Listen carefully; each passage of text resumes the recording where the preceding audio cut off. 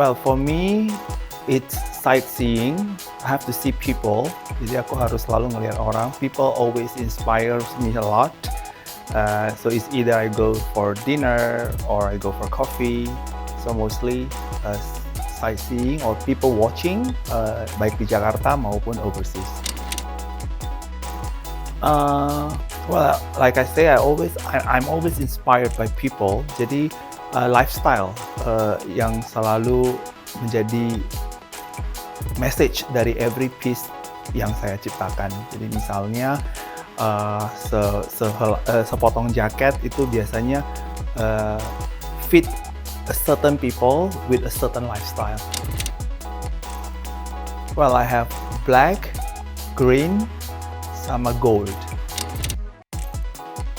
Nah, mungkin saya berbeda dengan kebanyakan orang. Saya tidak bisa kerja di office. Jadi kalau di office atau di my desk itu udah eksekusi. So mostly I work everywhere. Di luar kantor, di luar rumah.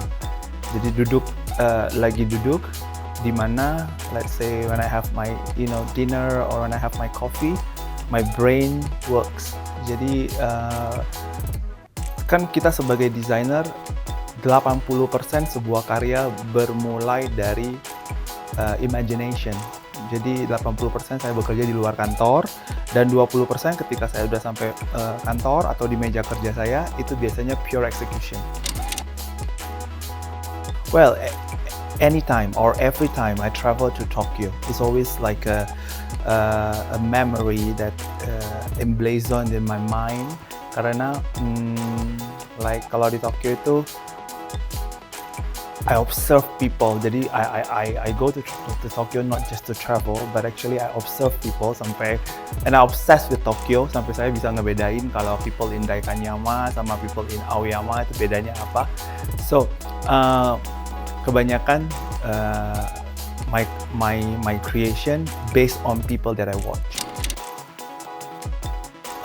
Sebenarnya itu bermulai dari personal life saya. Karena as a designer, I'm also a very huge consumer in fashion. Jadi saya juga orang yang sangat gemar berbelanja fashion items like clothes, particularly clothes ya. Saya sangat menyukai pakaian dibandingkan let's say shoes or bags. Jadi pada awalnya pengalaman pribadi saya sendiri setelah membeli begitu banyak pakaian dan membuat saya harus menciptakan sesuatu yang tidak bisa saya temukan dari apa yang udah saya beli. Then it started like 5 years ago. Saya mulai mengembangkan gender fluid lines ini, tapi visi saya itu adalah bagaimana saya menciptakan collection yang gender fluid tapi dalam contradiction yang sangat soft, subtle. Jadi saya selalu mengatakan genderless tidak sama dengan cross dressing.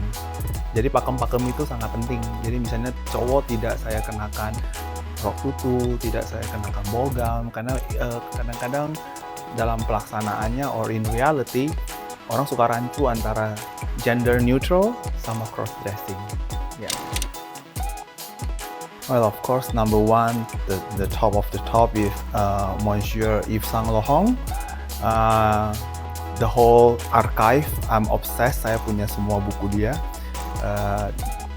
dari semua all years creation dia. I think saya bisa hafal dari tahun 60, 70, 80, bahkan 50. And the second one is mungkin sedikit maju. I'm obsessed with Narciso Rodriguez. Mungkin namanya nggak terlalu sering kedengaran lagi sekarang, but I grew up admiring him karena dia tuh salah satu pentolan desainer New York yang benar-benar minimalis tapi very technical, very structural. I think kalau sekarang orang kenalnya Narciso Rodriguez itu parfum, but before he's a very legit designer. Yang ketiga mungkin dari Indonesia, and I'm very proud to be Indonesian. Kalau semua wajah fashion Indonesia bisa seperti dia. So I just travel to Bangkok, and nama Bian tuh segede-gedenya di Bangkok, and everyone knows Bian. So I was in a department store, quite high end, not quite, it's a very high end department store, namanya Central. And when I said that I'm from Indonesia, satu nama yang keluar dari mereka adalah Bian. So Bian made me proud as an Indonesian.